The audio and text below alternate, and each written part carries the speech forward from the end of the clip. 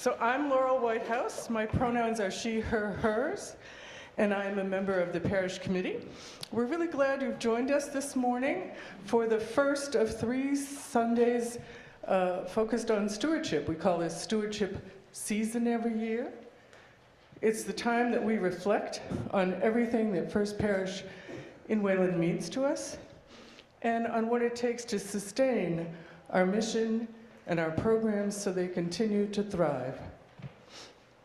A special welcome to visitors, especially anyone who's visiting for the first time.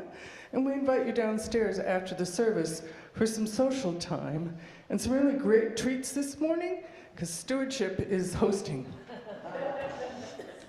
Our mission here is to build community, to search for meaning, deepen our spirituality, and make a better world.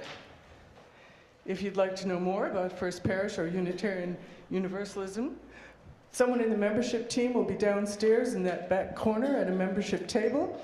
Reverend Lisa will be happy to talk to you, and Kate Holland, our Director of Lifespan Education.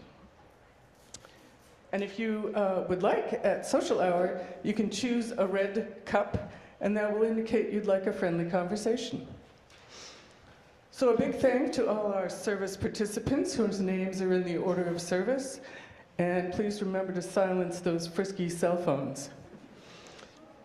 Let's take a moment to say hello to all of us gathered here and folks online.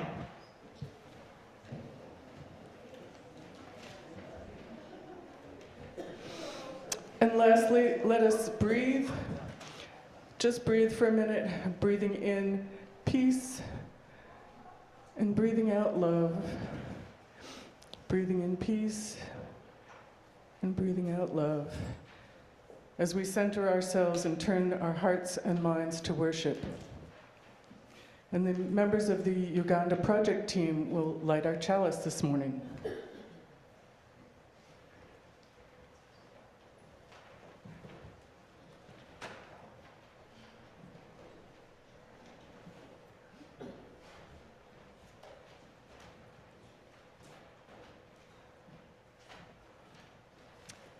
With open minds and loving hearts, we gather to search for meaning, to care for one another, and to work together for a better world.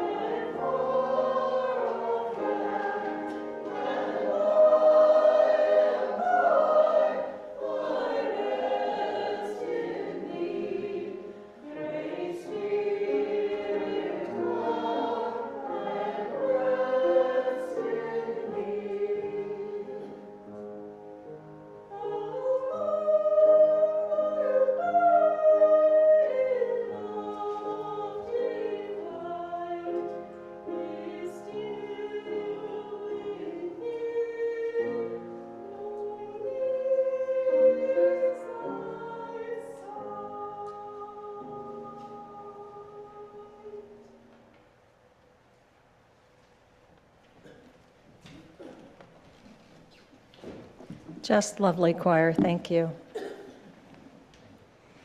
Good morning once again. I'm Reverend Lisa Perrywood. I'm the interim minister here at First Parish in Wayland. My pronouns are she and her. Our monthly theme is trust. And this morning we consider whether we are the ones who can be trusted. As we watch the country we have known is falling apart, can we be trusted to be part of putting it back together? In particular, can we be trusted to accompany our immigrant siblings who are sorely in need of our support? Can we be trusted to uphold our own principle of the inherent dignity and worth of all human beings, to fiercely keep love at the center of all that we do? When we search our hearts, I think we'll find that this is no longer a choice for us as Unitarian Universalists. It is a sacred obligation of our faith. All of the poetry we'll hear this morning is by immigrant poets. This is Mediterranean Blue by Naomi Shihab Nye. If you are a child of a refugee, you do not sleep easily when they are crossing the sea on small rafts, and you know they can't swim.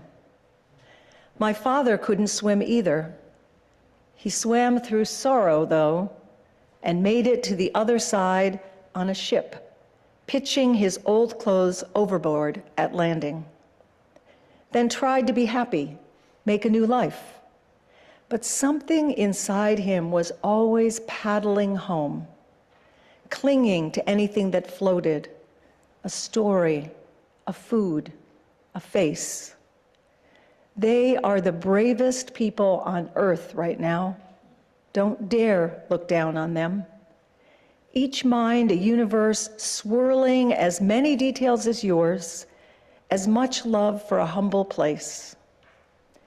Now the shirt is torn, the sea too wide for comfort, and nowhere to receive a letter for a very long time. And if we can reach out a hand, we better. Dear friends, come now into this sacred and beloved space we co-create each week, and let us worship together. Now I invite Luca and Jim Grumba.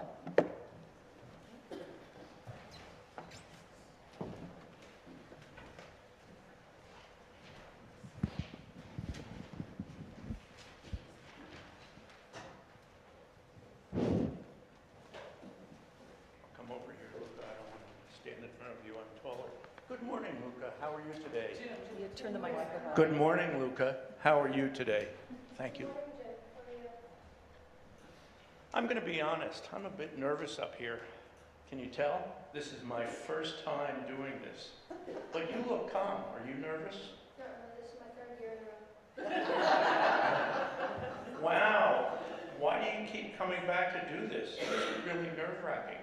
Well, Laurel is pretty nice, and she's learned my biggest weakness. You have a weakness? What's that? Bacon. Why are you nervous? I kind of got to work with professionals. Oh, I've worked with them before. I'm a lawyer, so remind me, what are we supposed to be doing up here? We need to talk about stewardship.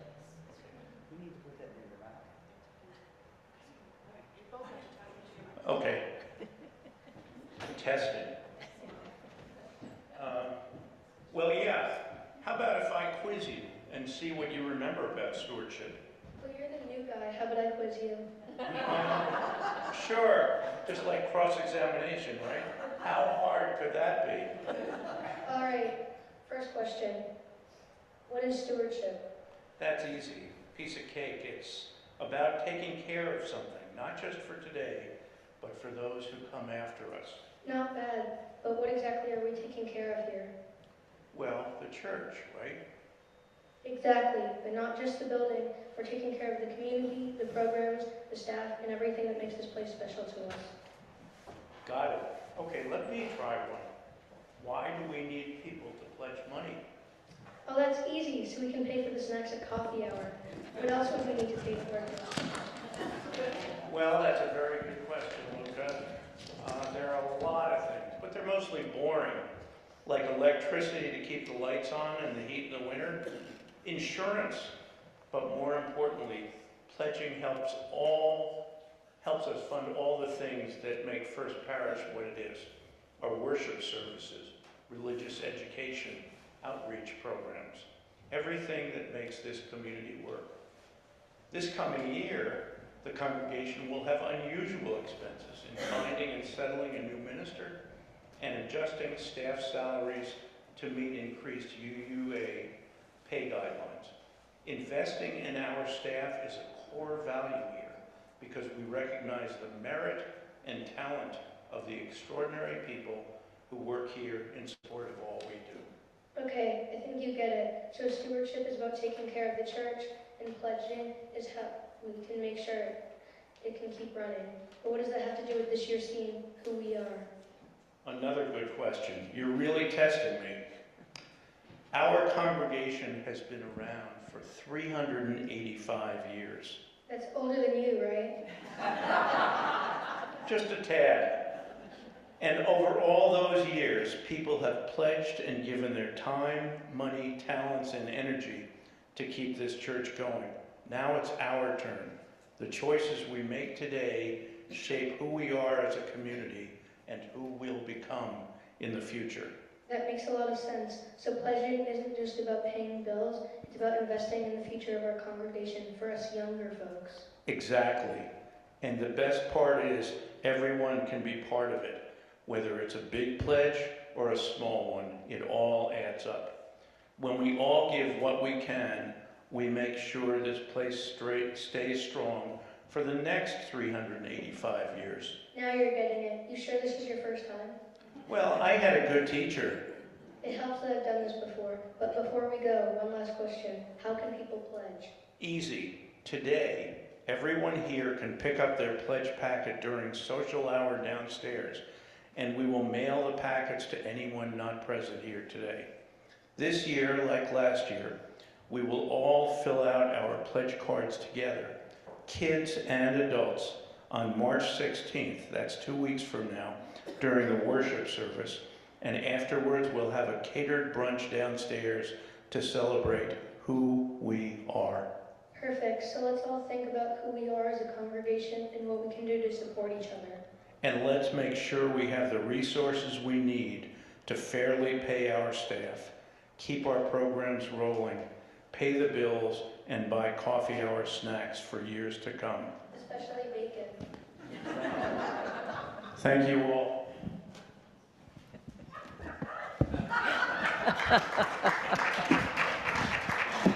Thank you, Jim and Luca. That was great.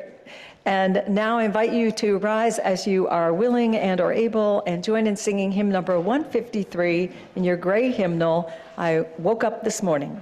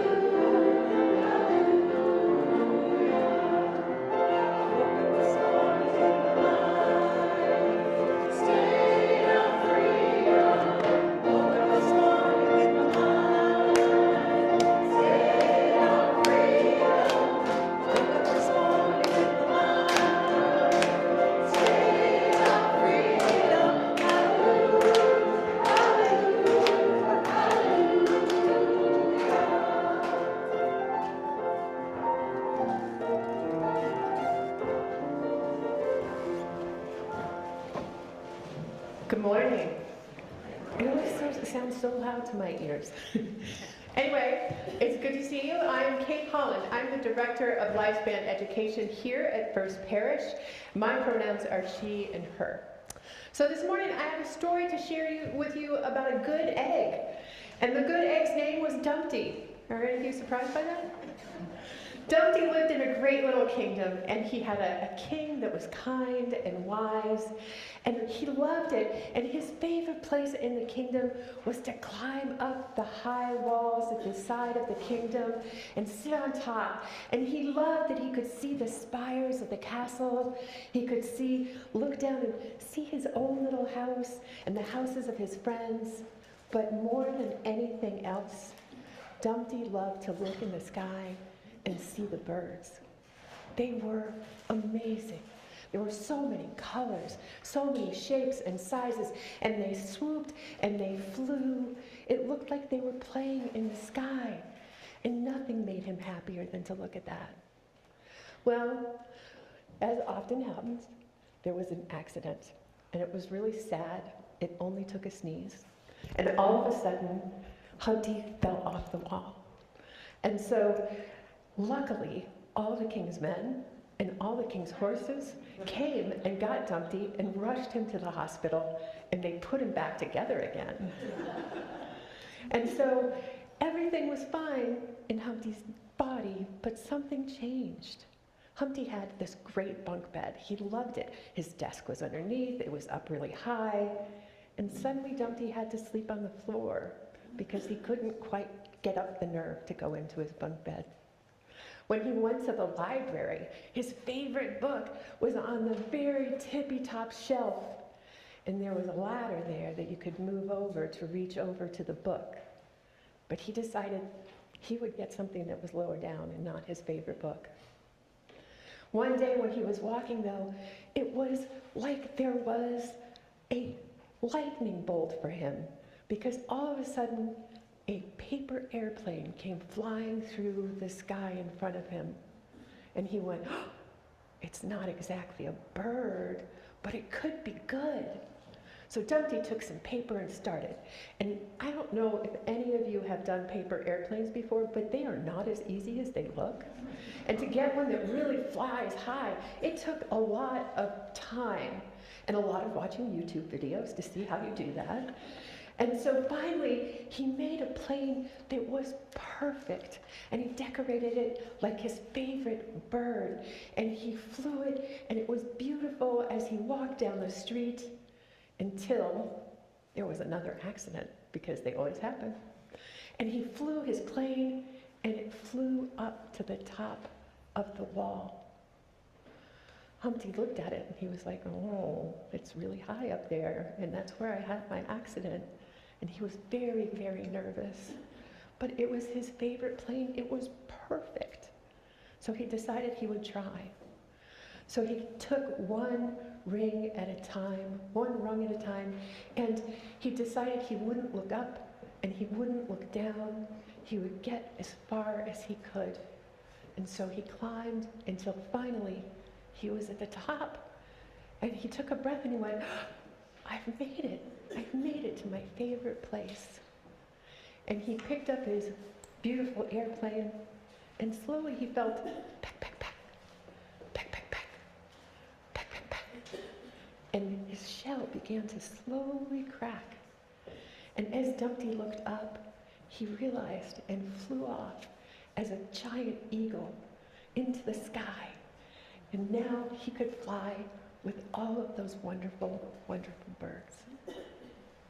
So sometimes it's not the outside wounds that need putting back together, it's all of our inside wounds. And those are the hardest sometimes to climb above. So I'm going to invite my friends that are going to their seat class to go on down. And I'm going to invite all of you to please sing us out to Gaviamos Odie. Thank you, Laurel.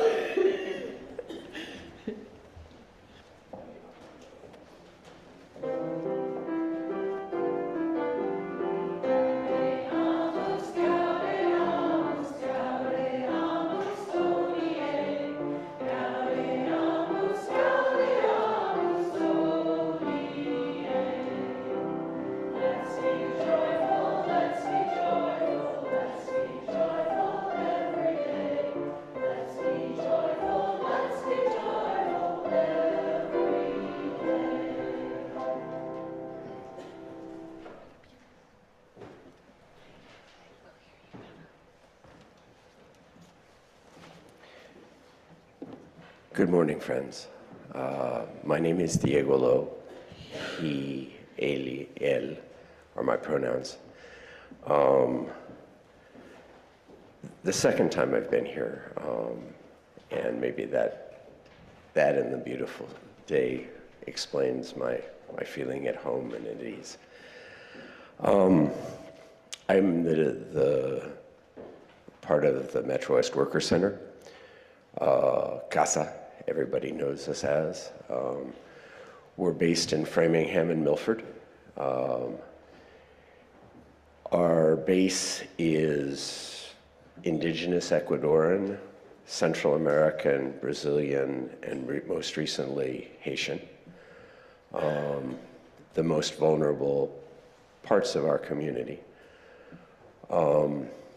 We began as a project to help people get paid when they worked and weren't being paid, and to support people who were injured on the job. But with the first, in 2017, we began to gather allies to support the immigrant community, and then with the pandemic began distributing food and organizing vaccine clinics. And now once again trying to help people navigate these times. Last night someone called me folks had gotten into the store and taken $3,000 out of the till, and they wanted to know, could they call the police? And last week folks were calling and saying, could they safely take their kid to the hospital? Those are the issues that people are now addressing, and those are the things we're trying to educate around and to support around. And we're very, very grateful for allies and are trying to gather allies together to accompany folks to court and medical care and otherwise really embrace all of our community. And I thank you.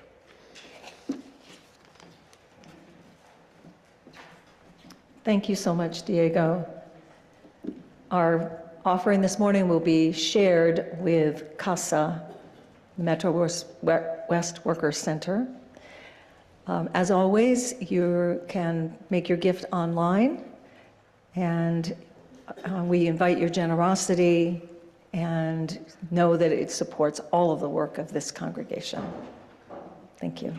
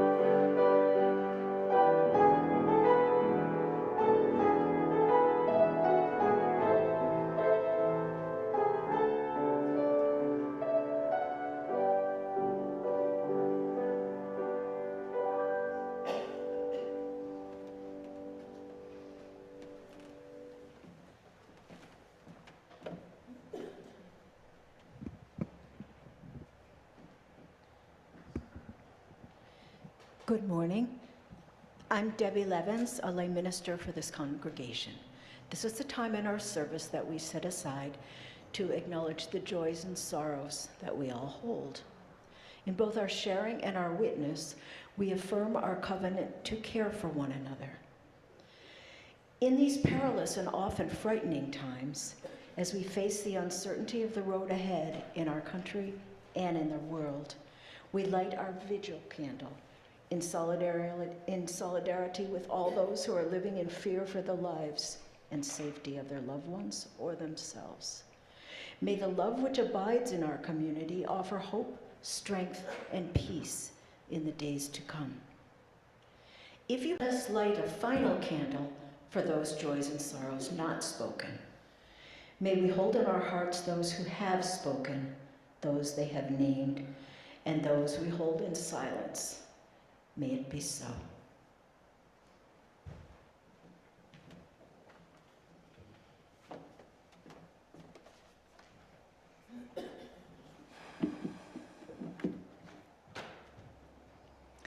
Friends, please join me in the spirit of prayer.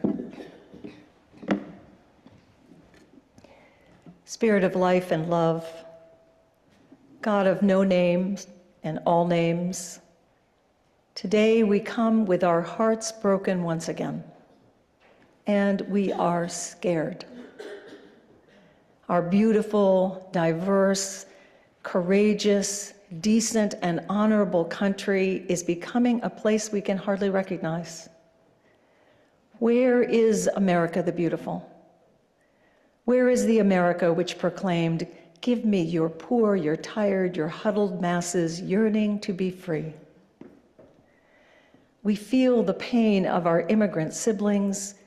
We cannot turn away from the injustice toward our human family we see everywhere. Spirit of all that is, may we be the change we long to see. May we know deeply, surely, out of the deep well of love for our neighbors of all backgrounds and nationalities, of all genders and colors and faiths and ages, that we are the ones who will center love. We are the ones who will do what needs to be done. In the name of all that each of us holds holy, may it be so. Amen. Let us pause for a moment in the silence before joining in singing Meditation on Breathing.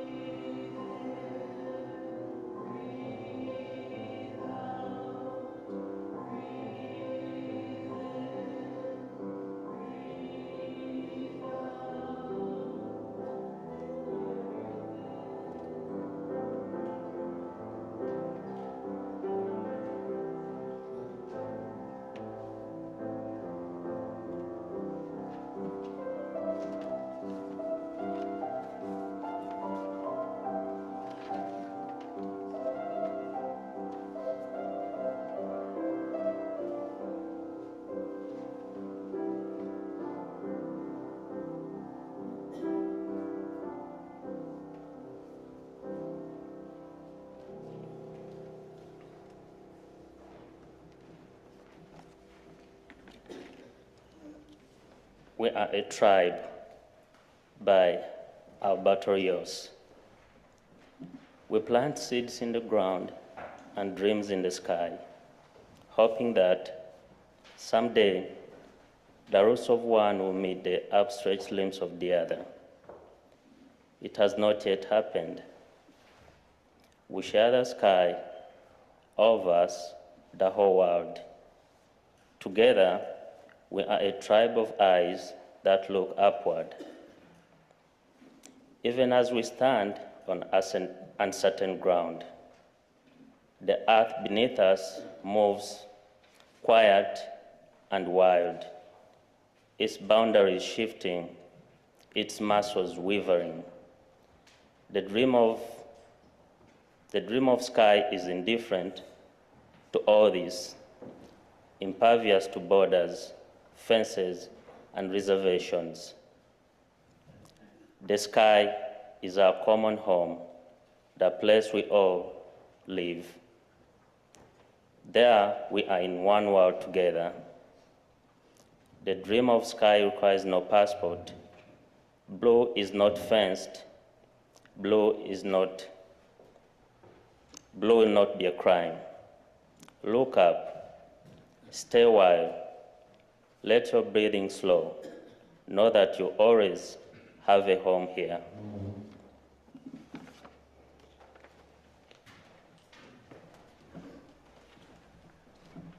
Thank you, Robert.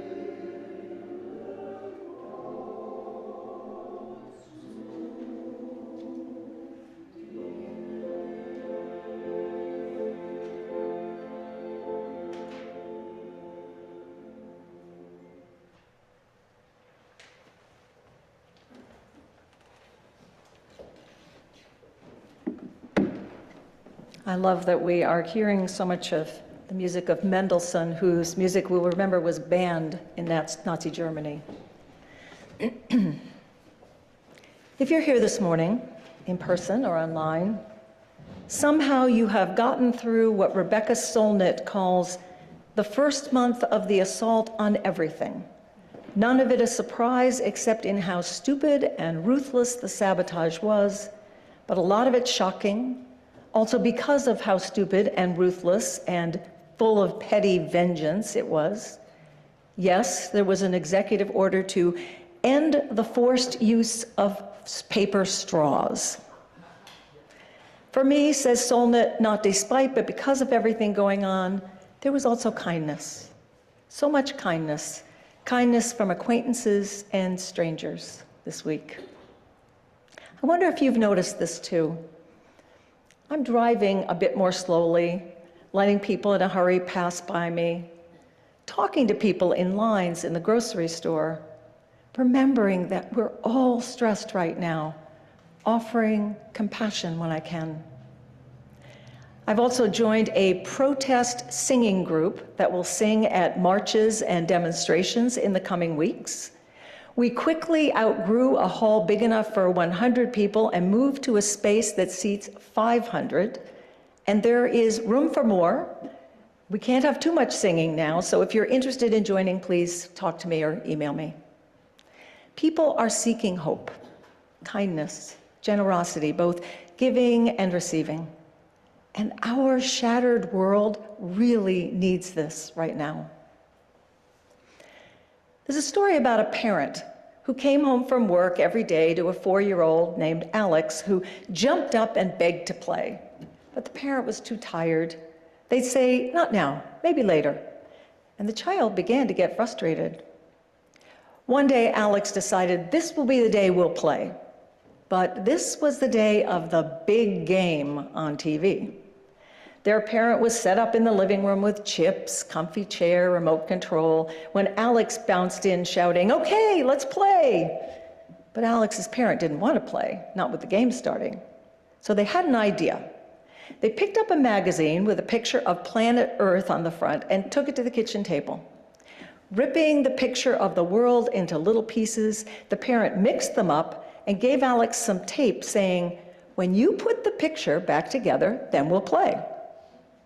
Alex said, "Okay," and started on the puzzle while the parent returned to the big game, thinking that they'd be busy all afternoon.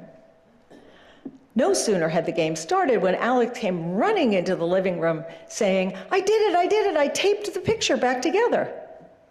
"How did you do it so fast?" said the parent. Alex looked up and said, "When you tore the cover off the magazine, I saw a picture of a little child on the back of it. And I just knew if I pasted that child back together, the world would come together too." Out of the mouths of babes, right? When we center human beings, especially children, when we make sure the lives of the most vulnerable are protected, the earth becomes whole too. And there are so many opportunities to put the pieces of our world back in place, to find balance in our own lives, to center trust, love, and forgiveness, to be responsible, to play win-win so that our world comes together too. Dr. Rachel Naomi Remen tells an ancient story that lies behind the Jewish ethical imperative to repair the world. In the beginning of creation, the light of the universe was shattered into 1,000,000,000 pieces, which lodged as shards inside everything and everyone. Our calling as human beings is to look for the light from where we stand, to call it out, to gather it up, and in so doing, to help repair the world. Stories, says Remen, whether we acknowledge this truth or not, are like the flesh on the bones of the facts of our lives, indeed of our life together. Now, some of us are muting our news feeds right now because the stories they tell are not just informing us, but shaping us, taking hold of our minds and our hearts and our nervous systems, limiting or empowering forces of hope and despair, groundedness and action. The pragmatism and wisdom of her grandfather's sacred story, Remen says, is in how it calls each of us to help repair the part of the world that we can see and touch. There, the very quality of our presence to others, moment to moment, is powerful. An ordinary power we scarcely appreciate to make someone's day with patience, kindness, generosity, and gentle words. We need to encourage and create spaces and relationships where we hold and honor the meaningful and important differences between us, insisting that what divides us now does not have to define what's possible between us. Kindness, kindling hope, these are important.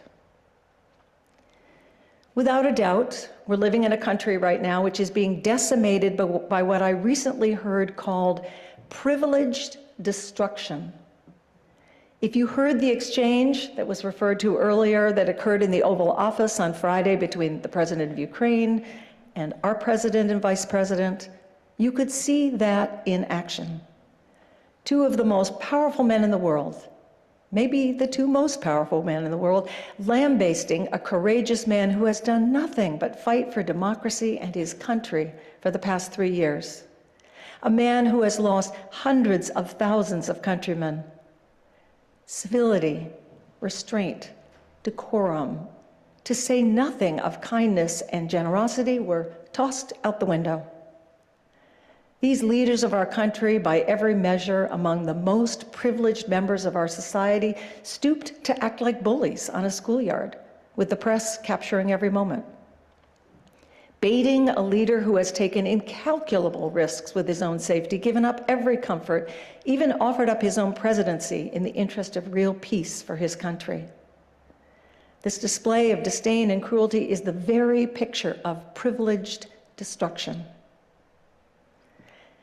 As Bishop Buddy directly told our president in her post-inauguration sermon, I ask you to have mercy upon the people in our country who are scared now. The people who pick our crops and clean our office buildings, who labor in our poultry farms and meat packing plants, who wash the dishes after we eat in restaurants and work the night shift in hospitals. They may not be citizens or have the proper documentation, but the vast majority of immigrants are not criminals. They pay taxes, they're good neighbors, they're faithful members of our churches, mosques, synagogues, gurdwara, and temples. Have mercy on those in our communities whose children fear that their parents will be taken away. Help those who are fleeing war zones and persecution in their own lands to find compassion and welcome here. Friends, we are far from being a land of compassion and welcome right now, and still, we must at all costs keep our own hearts open, welcoming the stranger, reaching a hand to someone who may not look like us or speak our language or share our customs or eat the same foods we eat is no longer a nice thing to do. It will be life-saving. I urge you to consider right now what it is that you can do, because we are also people of privilege. There is no doubt of that. And we must not participate in the destruction that is being leveled at immigrant communities in our country, the destruction that any day now will likely hit home hard, right here in our true blue state. We must be the ones who say with Alberto Rios, look up, stay a while, let your breathing slow, know that you always have a home here. We must be among those who put the world back together. In 2018, as I started a new job as a parish minister at First Parish in Bedford, I learned that an undocumented immigrant of Guatemalan origin was choosing to seek sanctuary at the church. The congregation had prepared for months, a team of volunteers were trained, a small living space created in the building. All was in readiness. Over time, I became very close to Maria. Though her English and my Spanish were far from perfect, we said, connected heart to heart. We still say that. But my story today is about her son Isidro, who had been tagged by ICE with an ankle bracelet and who made the heartbreaking decision to risk deportation rather than be confined in our building. John Gibbons, Bedford's senior minister, accompanied Isidro to the airport to turn himself in, trying the whole way to change his mind. And then I remembered that Zoe and I had a friend living in Guatemala, Eliza, who some of you may remember. She's been a vendor at the holiday fair here. It was a long shot, but I reached out to her asking if she could meet Isidro at the airport and help him get settled somehow.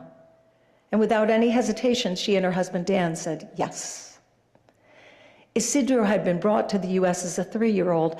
Unlike his mother, he spoke little Spanish and had lived, attended school, and worked here for nearly all of his 23 years.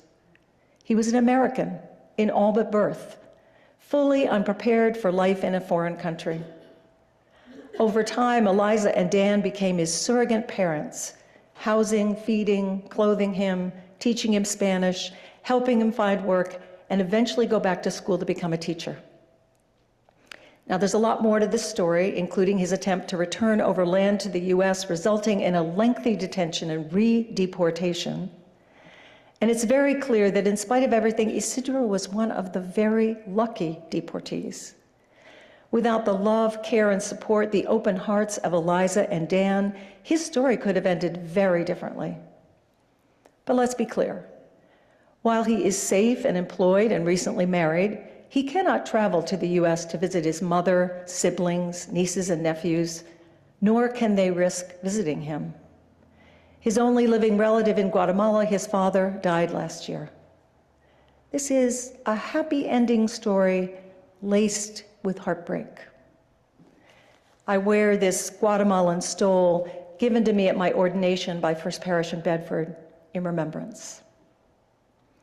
And of course, this is just one story among countless others that I know Diego and his co-workers could tell. And there's a clear message in all of it for us.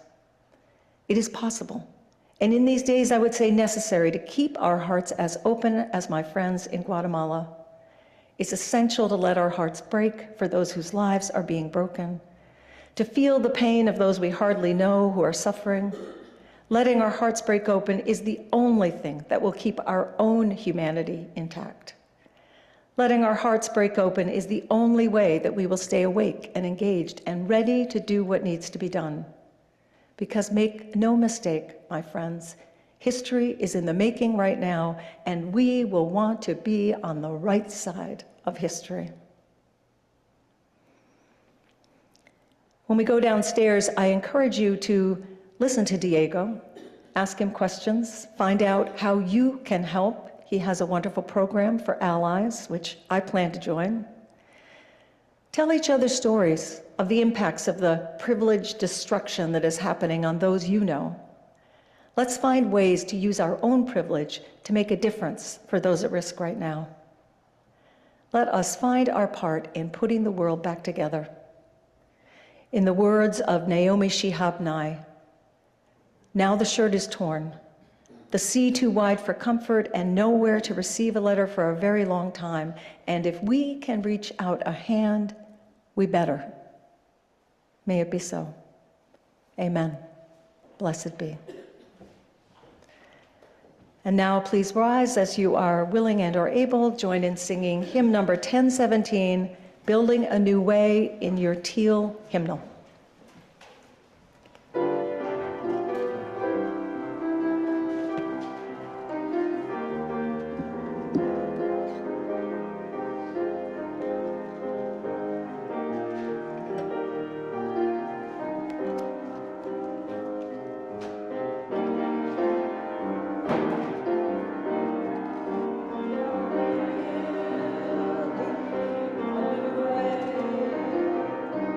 Yeah.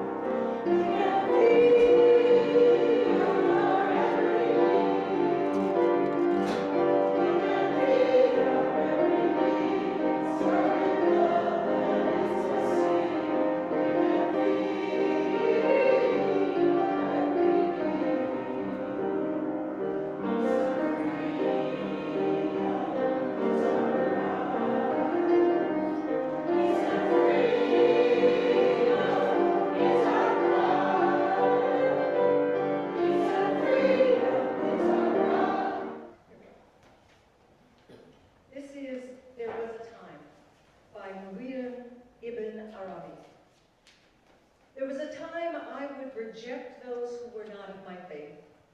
But now my heart has grown capable of taking on all forms. It is a pasture for gazelles, an abbey for monks, a table for the Torah, Kaaba for the pilgrim. My religion is love. Whichever the route love's caravan shall take, that shall be the path of my faith. Dear friends, take all that we have shared here this morning out into the world. Be a blessing to those you meet, and may you yourselves be blessed. Amen.